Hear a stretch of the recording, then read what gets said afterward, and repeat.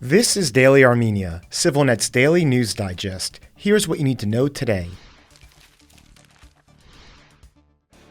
Special representatives of both the European Union and NATO are currently in Yerevan, where they've been meeting with Armenian officials. Yesterday, Armenian Deputy Foreign Minister Vahan Kostanyan separately raised concerns to each about Azerbaijani President Ilham Aliyev's remarks last week, describing large swaths of Armenia as historic Azerbaijani lands. Kostanyan said Aliyev's move to revive demands for an extraterritorial corridor through Armenia's southernmost Sunnik region was destructive to ongoing peace efforts. Prime Minister Nikol Pashinyan met with NATO's representative Javier Kolomina today as well, telling him Azerbaijan's escalation of tensions in the region requires an appropriate targeted response and action from the international community aimed at stability and peace. It is notable that the EU's representative, Toivo Klar, will not be going to Baku during his trip, even though that is the usual procedure for such visits. This was the case last week as well for the US State Department's representative to the region, Louis Bono, which led to speculation he was refused by Baku.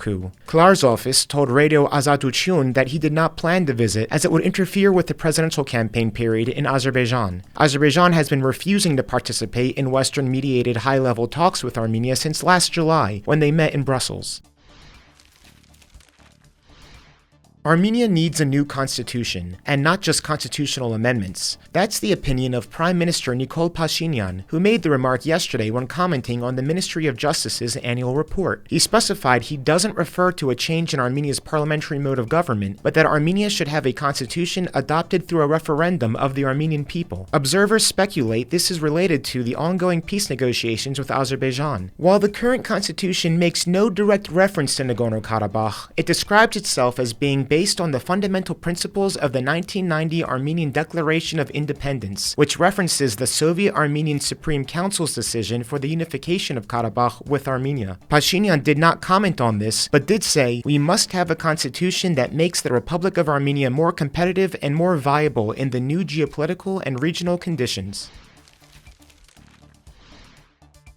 There are no plans for Russia to withdraw from its military base in Gyumri, said Russian ambassador to Armenia Sergei Kopyrkin during an interview with the Russian state news outlet RIA Novosti. There has been speculation as to whether this might happen, and related issues such as withdrawing from the Russian-led CSTO military alliance amid the downturn in the two countries' relations and Armenia's turn west. Kopyrkin also stated that Russia expects Armenian Prime Minister Nikol Pashinyan to participate in the Eurasian Economic Union Jubilee Summit to be held in Moscow in May. If accurate, this would be in contrast to last year, when Pashinyan and other leading Armenian officials boycotted most gatherings of Russian-led organizations, an exception being Pashinyan's visit to St. Petersburg late last month for a summit.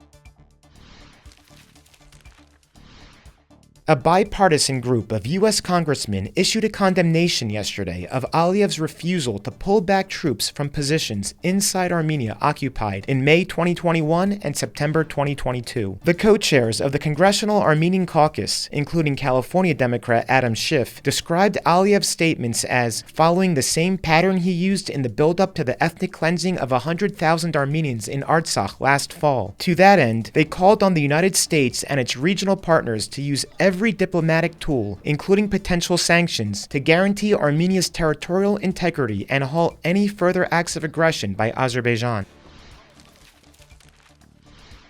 And finally, the CivilNet number of the day is 17, as today is the 17th anniversary of the assassination of the Turkish-Armenian journalist and peace activist Hrant Dink. The day will be commemorated with a gathering at the site of his murder, in front of what used to be the office of his newspaper Agos, and is now home to the 23.5 Hrant Dink Memory Museum. For more, you can read our article on how the Hrant Dink Foundation carries on his legacy today, and an op-ed by former Agos editor-in-chief Robert Koptash on what inspiration Hrant still offers us in these discouraging times.